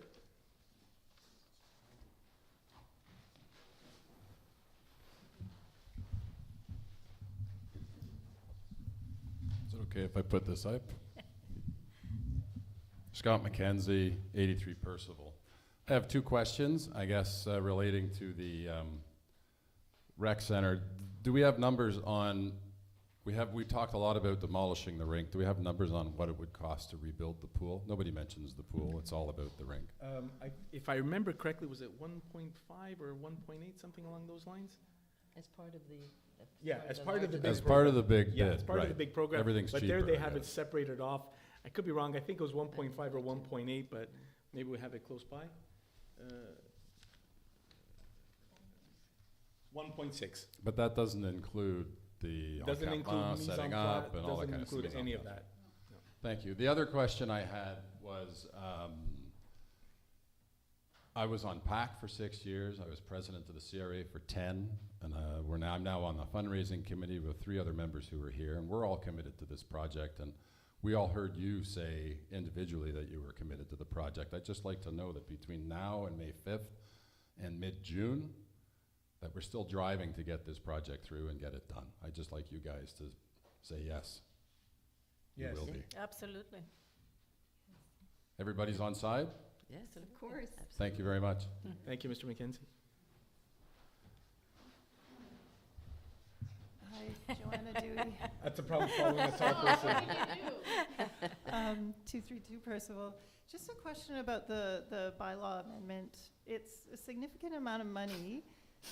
When I was skimming through the Cities and Towns Act, it wasn't clear to me, like, can we amend the bylaw, or do you have to do a whole new one? It can be amended. Be amended, even though it's such a significant change to the bylaw? Well, actually, the Cities and Towns Act says that there are certain kind of minor changes that can even be brought to such a bylaw by resolution, not by bylaw. Okay. But they are really minor changes, but which means that otherwise more important changes can be brought by amended through another bylaw. Okay, thank you. Thank you very And much. just a question on Yeah. the meeting on Thursday, how will it be structured? Basically, it's going to be introducing the meeting and a quick vote on council for the low bylaw, and there'll be a question period at the end if you can ask. I want to ask questions about what went on in the meeting. Okay, thank you. Thank you. Oh yeah, it'll also be online like normal. Sorry. Cyril Vidcock, 150 avenue Easton. Bonjour, monsieur. J'aimerais savoir dans les bids combien il y en avait qui étaient conformes et puis le range des prix. Attends une minute, on peut vous sortir les chiffres, ok? Donne-moi une seconde, s'il vous plaît.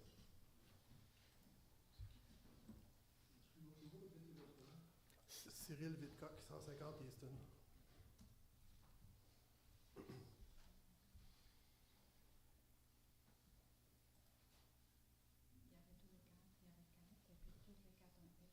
Au moins le deuxième. OK, le 4, il y en avait 4, toutes les 4 étaient conformes. Et on va vous trouver le... Attends une minute. Further down, no? Yeah. Project tender bids further down. There we go. So, Monsieur Vittecock, le plus bas était le 38 199. Après ça, c'était 38 384 403. Après ça, 39 530 704. Et le dernier était 39 781 350. OK, donc un range très Assez serré. OK. Puis la deuxième question, est-ce qu'il y a d'autres facteurs que le prix? Est-ce qu'il y a des facteurs qui peuvent, vous dites sont conformes, mais est-ce qu'il y a des facteurs qui peuvent disqualifier un entrepreneur pour avoir la job? Pour disqualifier, oui, s'ils n'ont pas les connaissances, les choses de cette façon, s'ils n'ont pas été en mesure de confirmer toutes les exigences qu'on avait dans l'appel d'offres, à ce point, ils seront exclus. Et ça a été une chose qui a été analysée par le groupe qu'on avait pour analyser ça. OK. Et celui qui a été retenu, en tout cas le plus bas soumissionnaire, il a l'expérience pour faire ce genre d'installation-là? Oui. Parce qu'à date, on le connaît ici pour le projet Easton au bord de la rue.